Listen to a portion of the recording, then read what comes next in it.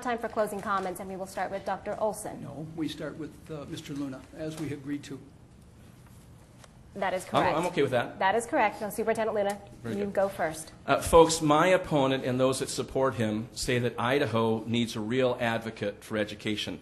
So I ask parents and educators and patrons, is an advocate for education somebody like me who is reducing my pay 4% to help schools in difficult times? Or is it someone like my opponent who pays himself $175,000 a year and doesn't reduce his pay by $1?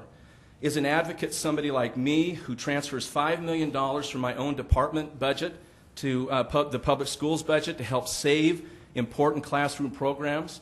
Or somebody who, on top of his $175,000 salary, also drove a car that was provided and paid for by the schools, and even had his Rotary Club dues paid for by the schools, money that could have been spent on children's programs? Is an advocate someone like me who fights for an additional $22 million for our schools, or someone like my opponent who just last June, when teachers were being furloughed and classroom programs were being cut, my opponent took a $25,000 bonus? Folks, actions speak louder than words. I have always been an advocate for public education, not just in words, but in deed. I want nothing more than for my children and your children to live the American dream like we have. And if you elect me again, I'll fight every day to make that happen. My name is Tom Luna, and I ask for your vote on November 2nd. Thank you. And Dr. Olson, my apologies for almost making you go first, Not but a problem. it is Thank now you your very turn. much. And again, thanks for the opportunity for Oh, you're allowing us to welcome. be You have here. 90 seconds. There are real and very, very defined distinctions between the two of us, and I hope people have heard those tonight. In closing, let me basically say this. I've heard this for 4 years. I have been the boots on the ground on the receiving end of this, and I know full well that politics has trumped educational leadership year after year after year.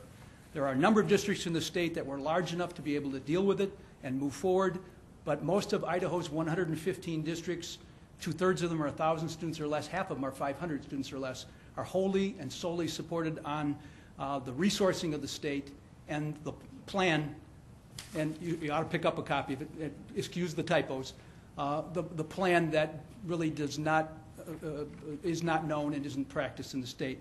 My parents were from immigrant families, neither graduated from high school. They made sure their sons had a quality public school education and paid it forward. We need to do better. We are cheating the children of this state. We are giving them false hopes and giving them an inadequate preparation, and the statistics show it year after year after year for the life that is before them, 21st century skills and the post-secondary readiness that all of them deserve. We must do better. I would appreciate your vote on November 2nd, and we, and the operative word here is we, will begin the process of transforming education back to where it should be, a national leader in the state of Idaho. Thank you. And that is all the time that we have for today's debate. Thank you to our two candidates for participating. Thank you to our reporter panel for your probing questions. And thank you to our audience for showing respect throughout this entire debate. I hope you'll join us again on Thursday, October 7th for our next debate at 8 p.m. Mountain Time, 7 p.m. Pacific Time between the candidates running for Lieutenant Governor and the candidates running for Secretary of State. And now it's time for our audience and our political experts to weigh in on the debate we have just witnessed. In just a few minutes, check on our website, idahoptv.org, for a live stream of the takeaway post-debate analysis. Once again, thank you for watching the Idaho Debates. I'm Tontan.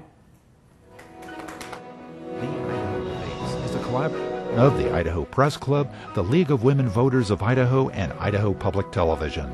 Funding for the Idaho Debates is provided by the Boise State University College of Social Sciences and Public Affairs, the Friends of Idaho Public Television, and the Idaho Public Television Endowment. To order a copy of this program from Idaho Public Television, call our toll-free number or visit us on the World Wide Web